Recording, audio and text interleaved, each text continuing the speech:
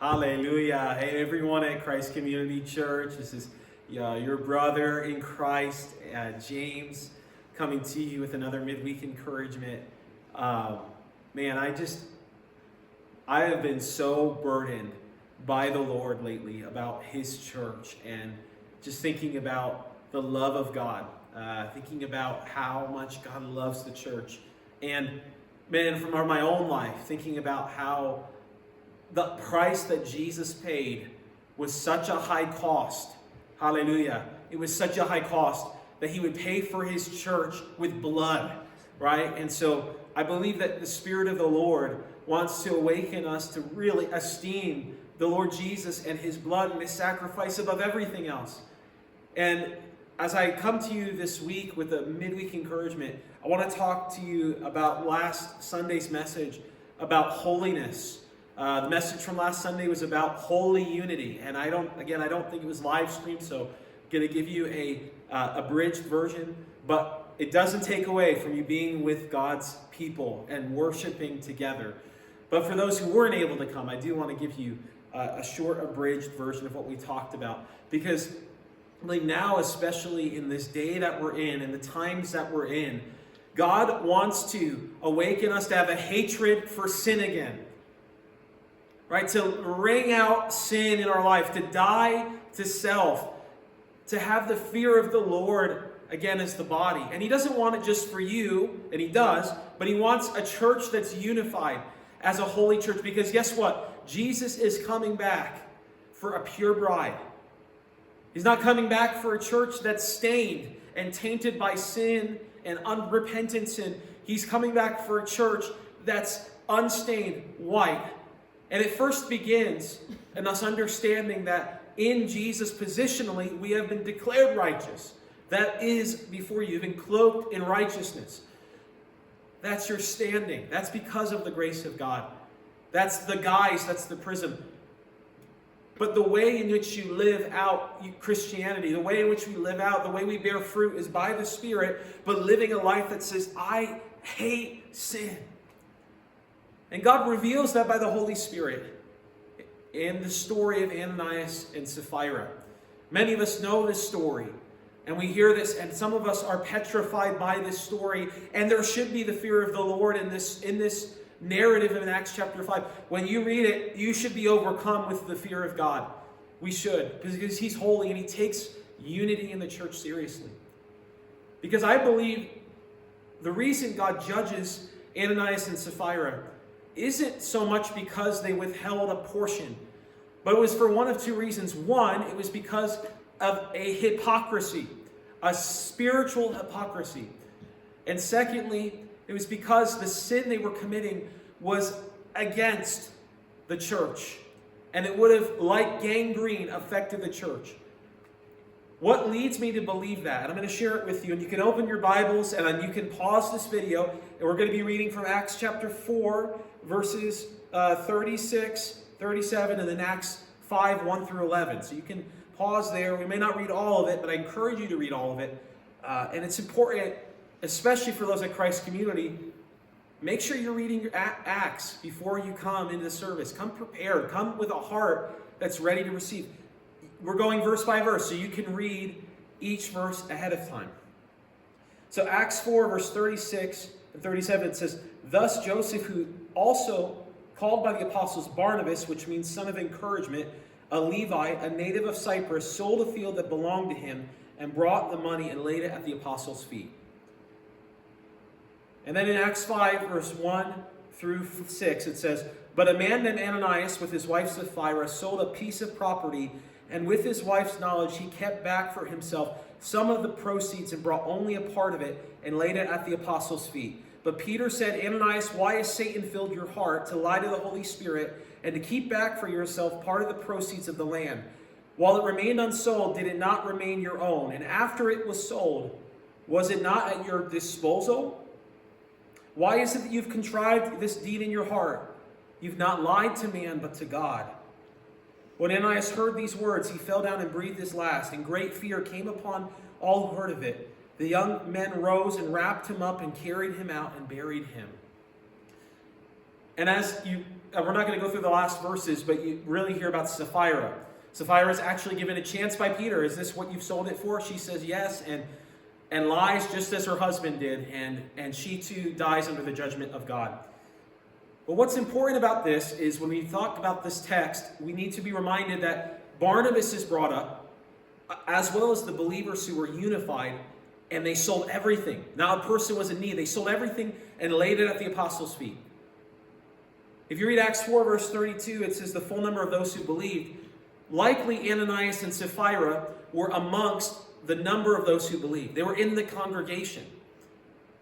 And so here we see that Ananias and Sapphira likely made a public commitment, just as these believers did in Acts 4, and Barnabas, to give everything, to lay it at the apostles' feet. And what they actually do, though, is they say, this is all the money and the proceeds of the land, when in reality, they actually only give a portion of it. And so they're projecting a righteousness. They're saying, hey, look, we're just as holy. Look at our gift. It's just as holy as Barnabas and the church that gave all. We've done it just as they have. And folks, let me tell you this morning, evening, or afternoon, when you find yourself watching this, that is hypocrisy. And if you remember Jesus in Matthew 6, verse 1, he says, beware of practicing your righteousness before others, for they seek to be seen. And then in Matthew 23, verses 4 and 5, Jesus talks about the Pharisees wear their phylacteries, which is a piece of scripture over their heads, and they wear droves of garments long to be seen. And then Jesus in Matthew 23 goes on to give woes to the Pharisees because they projected a righteousness before others. And here the Spirit of God has indignation towards this. And when we read this story from Acts chapter 4, we have Barnabas who gives with a pure intention, and then we have Ananias and Sapphira who give with this intention. In the Greek, there's no chapter breakdowns in the original manuscripts. So this is one thought. This is a sequential thought. And I believe Luke is recording this very tactfully for us to see a juxtaposition of purity and unity in the church versus spiritual hypocrisy. What's interesting about this also is that Ananias and Sapphira were not Christians. Okay? They were not believers. The reason I say this is because although they were in the congregation, they were in the church, they were amongst those who believed, they even understood some ideas of godliness, but read with me verse 2 where it says they laid it at the apostles' feet. Just as in Acts 4 the believers did too. So they understood ideas of Christianity, but they were not Christian. And why I say that is in verse 3 it says, Ananias, why has Satan filled your heart? So the gift they're giving is literally satanically inspired. The only other place this term is used is in Luke 22, verse 3, when mentioned of Judas, it said, Satan has entered your heart. And Judas, we know, was not a Christian. He was called the son of perdition. We know he's not. So Ananias and Sapphira are not Christians, and they are wolves in sheep's clothing, appearing to have righteousness. And I want to make this point. One, God values holiness so much in the church that he will protect it. He will weed out those who come like ravenous wolves. He will sanctify the church, and he is sanctifying the church. Because many on that day will say, Lord, Lord, did we not prophesy in your name? Did we not heal the sick? Did we not raise the dead? And Jesus will say, I never knew you. Depart from me, you evildoer of iniquity. The people in the church that claim Christ, but don't know him. They have no fear of God. And when we read Acts chapter 5, I pray you see that. And when you read that and you think to yourself, oh gosh, that seems so harsh that God would bring judgment to Ananias and Sapphira. I want you to understand this. I believe God's protecting his church. I believe God is weeding out in his church to raise up a standard of holiness again. He will not be mocked. Because the first reason, as we mentioned, God pours out judgment is because of the hypocrisy But secondly, is because this sin is affecting the church community. Come on. Because in Acts chapter 4, it says that they were of one heart and one mind. They were completely unified. Everything about them was unified. They gave everything. And Ananias and Sapphira come, and very well knowing this, if the gift they gave was acceptable, imagine what the believers would think. If Ananias and Sapphira's gift was acceptable, they then would think, well, I too can give in this way. Because if you don't understand, habitual sin in the church, especially discord, especially unrepentant sin, it affects the church. And God himself loves his church so much that he will prune. And I read this text and I read it as God is protecting the church and he's weeding things out.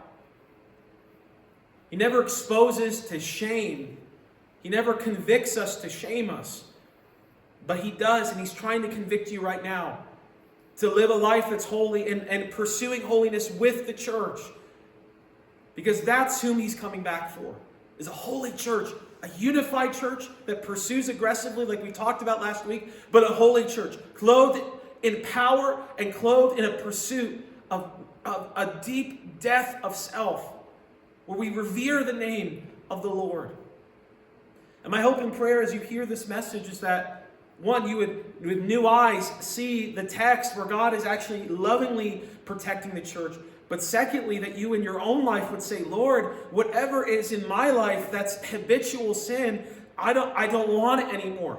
Come on, it's time to lay it at his feet. It's time to say no to sin. It's time to close the door to habitual sin. It's time not to be tainted by the world any longer and actually to taste and see the grace of our Lord again. This is what he's calling the church into. Because I believe now, just as he did in Acts 5, we're in a season of pruning. I talked about this yesterday. God is pruning his church. This is a season of exposure.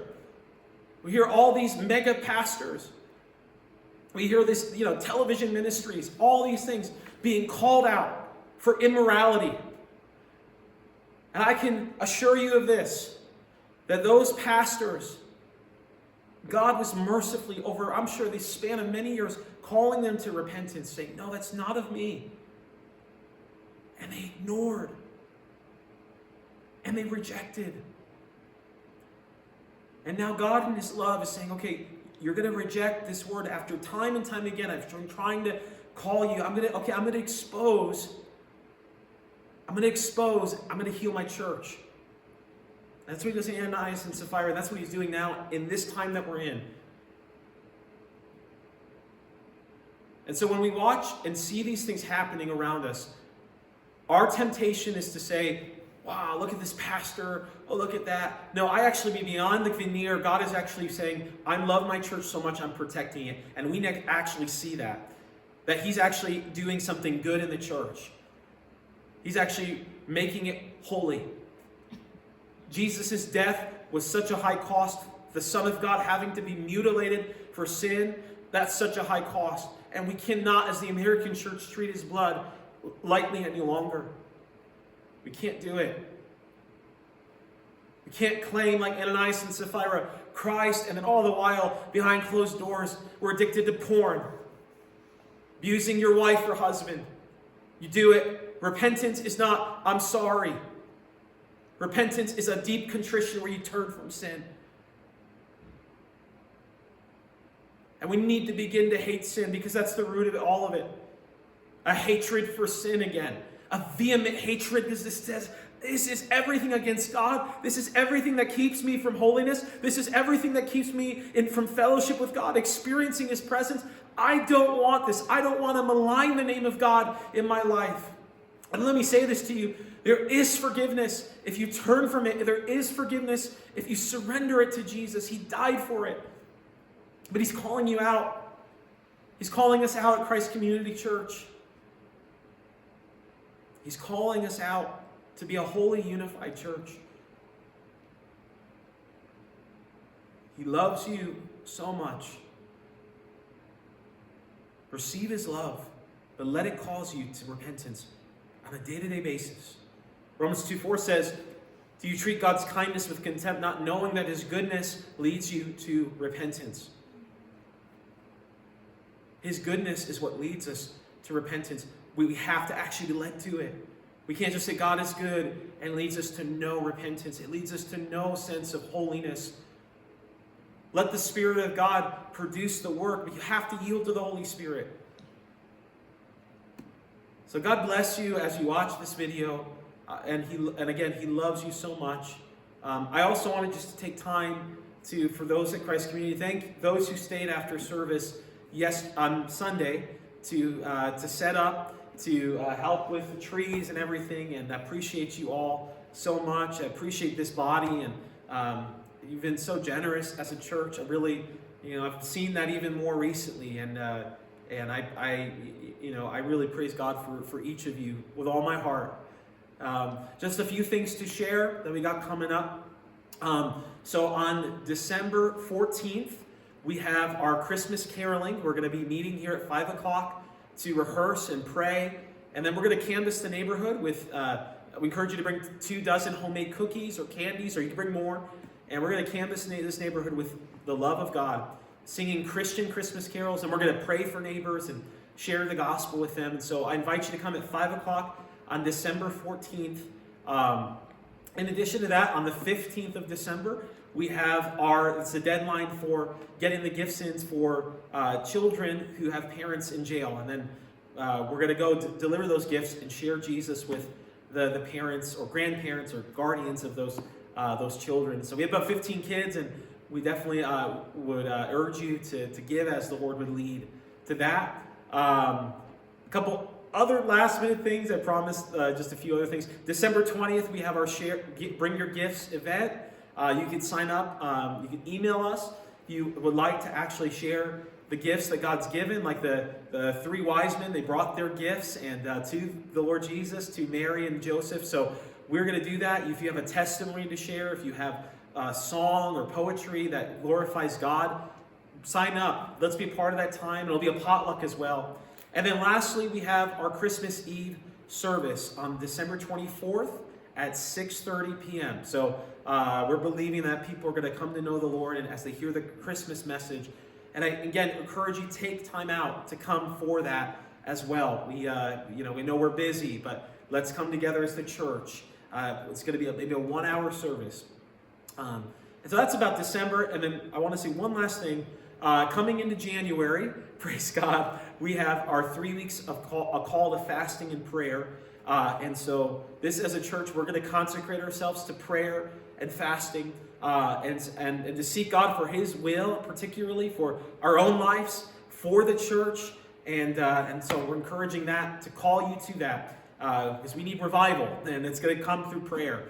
And it could look like you're doing 1 meal a day or 2 meals a day or a Daniel fast, but take the time out. Take those 3 weeks to pray and fast. And during those 3 weeks, from Monday to Friday, we'll have a 1-hour prayer meeting from 5 to 6 p.m., Monday through Friday during those 3 weeks. Okay, so that's everything going on. There's a lot the Lord's doing here, and I wanted to come and share those with you. But let me pray for you as we go. So, Father, I ask in the name of Jesus for those that are hearing this message, God, I pray for a spirit of holiness to raise up in them. Holy Spirit, you live in the Christian, so you actually do produce holiness. But God, let them no longer put you at deaf ears any longer. We don't want to hold you at arm's length. God, you take unity very seriously, and you take holiness very seriously. And Lord, let us be readied in our spirit for your return, because you're coming back soon. And God, there's too little time. I feel like you're saying too little time to waste in habitual sin. No, you have so much more.